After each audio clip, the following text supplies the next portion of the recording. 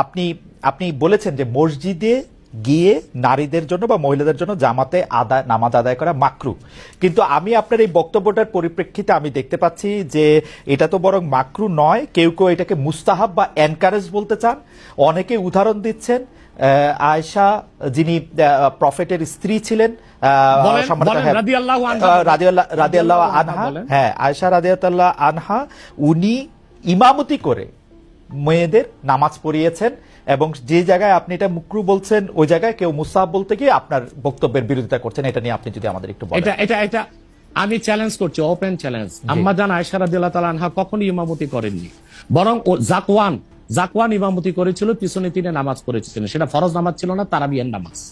আপনাকে যে তথ্য দিয়েছে সে ভুল তথ্য দিয়েছে। ওকে, সেটা মেয়েদের নামাজ পড়াটা মুস্তাহাব কিনা? এক দ্বিতীয় হচ্ছে আল্লাহর হাবিব সাল্লাল্লাহু আলাইহি ওয়াসাল্লামের নূরের জামানায় মসজিদ নববীতে মহিলাদেরকে অ্যালাউ করা হতো, তারা নামাজে আসতেন। কিন্তু আল্লাহর হাবিব সাল্লাল্লাহু আলাইহি ওয়াসাল্লাম মহিলাদেরকে নিরুৎসাহিত করেছিলেন, নিষেধ করেন নাই। কারণ মহিলাদেরও দিন শেখা বাকি ছিল এবং আল্লাহ হাবিব সাল্লাল্লাহু আলাইহি ওয়াসাল্লামের কাছে ওহী আসতো, সেজন্য মহিলাদের নিষেধ করা হতো না, তারা মসজিদে আসতেন।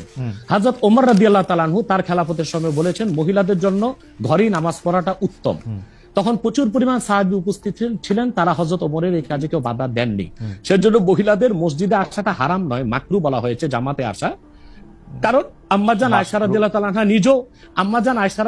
আনহা নিজেও বলেছিলেন যে বর্তমানে মানে ১৫০০ বছর আগেই আম্মাজান আয়েশা বলেছেন যে এখন মহিলাদের মসজিদে না আসাই উচিত ফিতনার এই সময়। তো ১৫০০ বছর আগে যদি ফিতনার আশঙ্কা করে আম্মাজান আয়েশা মসজিদ নববীতে মহিলাদের আসাটাকে নিরুৎসাহিত করে থাকেন, তাহলে হযরত ওমর রাদিয়াল্লাহু তাআলা আনহুর সিদ্ধান্তটা সঠিক ছিল। আর বর্তমান যুগে সেটা আমরাও নিরুৎসাহিত করি, এজন্যই মাকরু বলি। মাকরু মানে হারাম নয়, খুব কঠিনভাবে নিষিদ্ধ নয়, জাস্ট নিরুৎসাহিত করা।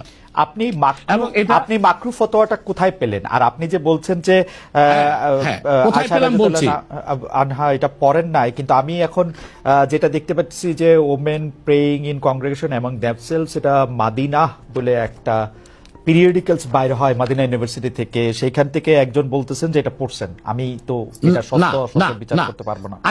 আয়েশা রাদিয়াল্লাহু তাআলা আনহা ইমামতি করেননি, তিনি জাকওয়ান ওনার খাদেমের পিছনে নামাজ পড়েছেন। সেটা ফরজ নামাজ ছিল না, তারাবিহের নামাজ ছিল। জি, এটা বুখারী শরীফের হাদিস। আমাকে সময় দিলেন, বের করে দিব। আচ্ছা ঠিক আছে, আপনি কি এইটা একটু বলবেন যে মাকরুটা আপনি কোথায় পেলেন? এটা হানাফিদের সর্বসম্মত মত। হানাফিদের সর্বসম্মত মত যে মেয়েদের মসজিদে গিয়ে নামাজ পড়াটা মাকরু। জামাতে হজের সময় ওইটা ভিন্ন বিষয়, ওইটা ফরজ, হজটা ফরজ, এবং সেখানে নামাজ আদায় করা ওই সময় মেয়েরা জামাত আদায় করতেছে, ওইটা ওরা করতে পারবে, কিন্তু পরে আর এমনিতে নরমালি আর পারবে না। পারবে না মানে বললাম তো, নিরুৎসাহিত করা হয়েছে, তারা ঘরে পড়বে, ঘরে পড়াটাই উত্তম। এটা যদি মাকরু হইতো তাহলে কি হজের সময় এটা পড়াটা জায়েজ থাকতো? না, স্থানকাল ভেদে পার্থক্য আছে না। আপনি এখন তো আজকে আগামীকাল দুপুরে আপনি পানাহার করতে পারবেন, কিন্তু পহেলা রোজায় দুপুরে পানাহার করতে পারবেন? সেটা তো হারাম হয়ে যাবে না? স্থানকাল পাত্র বেশে হুকুমটা ভিন্ন হবে না? হবে, কিন্তু যেটা হজে পারমিটেড, যেটা হজের মাঠে পারমিটেড, সেটা আর পৃথিবীর কোথাও মাকরু হইতে পারে? হজটা কি? হজটা হচ্ছে কাবাগরে যেতে হবে, পুরুষকেও যেতে হবে, মহিলাকেও যেতে হবে, কাবাগর একটাই, সেজন্য সেখানে সেটা ছাড় আছে। কিন্তু মসজিদ পৃথিবীতে একটা না, মহিলারা ঘরে নামাজ পড়তে পারবে। হ্যাঁ, তারপর আমরা এটা বলে থাকি, যেমন কোন মহিলা ঢাকা গেল শপিং করার জন্য, এখন নামাজের সময় হলো, সে বাড়িতে আসতে নামাজ কাজা হয়ে যাবে, সে বাইতুল মোকাররম যে নামাজ পড়ে নিক, মহিলাদের জন্য যদি সুব্যবস্থা থেকে পড়তে পারবে। মাকরুটাকে আপনি খুব বড় করে দেখার প্রয়োজন নাই। এই যে আপনার মাথায় টুপি নাই, এটাও কিন্তু মাকরু স্যার, যেটা মাথায় বসাও মাকরু, রাইট। যেটা কিন্তু তাই বলে তো আপনাকে আমি গুনাহগার বলতে পারছি না, স্যার। আমি যেটা বলতে চাইতেছি, এমন কোন কাজ কি আছে যেটা কাবাগারে করা যায়, অন্য যে কোনো জায়গায় আরেকটা মাকরু হিসেবে বিবেচিত হবে? আর কোন কাজ কি এরকম আছে? বোঝার জন্য জানতে চাইতেছি স্যার। হ্যাঁ, বোঝার জন্য বলতেছি। যেমন কাবাগারে উপস্থিত হলে ওযু অবস্থায় যেতে হবে, অন্য কোনো জায়গায় গেলে ওযু অবস্থা লাগবে না। কেউ যদি হজ করতে ইহরাম ভাবে, স্ত্রীর সহবাস তার জন্য হারাম যতদিন কাবাগারে, না যেটা কাবাগারে করা যায় সেটা অন্য কোথাও হারাম আছে কিনা?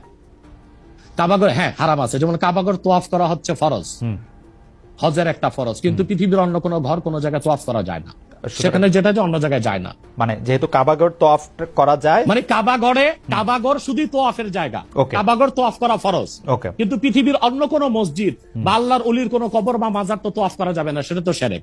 তাহলে স্থানকাল পাত্র ভেদে এবং সময়ের ভিন্নতার কারণে হুকুম পরিবর্তন হয়। Okay. যেমন আমি আপনাকে একটা উদাহরণ দিয়েছি, আগামীকাল আপনাকে দুপুরে খেতে হবে, সেটা খাওয়া আপনার জন্য সওয়াবের কাজ। আল্লাহ বলেছেন কুলু ওয়াশরাবু, খাও পান করো, কিন্তু ঠিক পয়লা রোজার দিন দুপুরে আপনি খেতে পারবেন না, সেটা হারাম। অথবা মাকরুর বিষয়টাও স্থানকাল পাত্র ভেদে তো পরিবর্তন হবে। লাস্ট